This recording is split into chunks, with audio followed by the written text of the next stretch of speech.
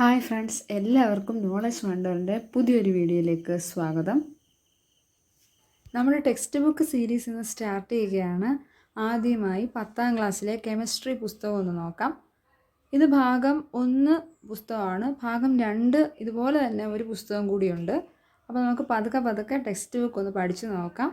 ഇവിടെ ഭാഗം 1-ൽ ഒരു 4 ചാപ്റ്റർ നമുക്ക് പഠിക്കാനുണ്ട്. അതിലെ ഒന്നാമത്തെ ചാപ്റ്ററായ പീരിയോഡിക് ടേബിളും ഇലക്ട്രോൺ വിന്യാസവുമാണ് നമ്മൾ നോക്കാൻ പോകുന്നത്. അപ്പോൾ ആദ്യമായി പീരിയോഡിക് ടേബിളും ഇലക്ട്രോൺ വിന്യാസവും എന്ന ചാപ്റ്റർ നോക്കാം. പീരിയോഡിക് ടേബിളും ഇലക്ട്രോൺ വിന്യാസവും. അപ്പോൾ കെമിസ്ട്രിയിലെ പീരിയോഡിക് ടേബിളിനെ പറ്റി എല്ലാവർക്കും അറിയാമല്ലോ. അപ്പോൾ ഇവിടെ നമ്മൾ പഠിക്കുന്നത് ആറ്റത്തിൻ്റെ കാര്യങ്ങളും അതുമായി ബന്ധപ്പെടുന്ന കുറച്ച് കാര്യങ്ങളൊക്കെയാണ് നമ്മൾ പഠിക്കുന്നത്.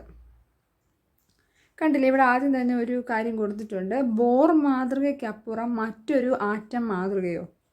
ഷെല്ലുകൾ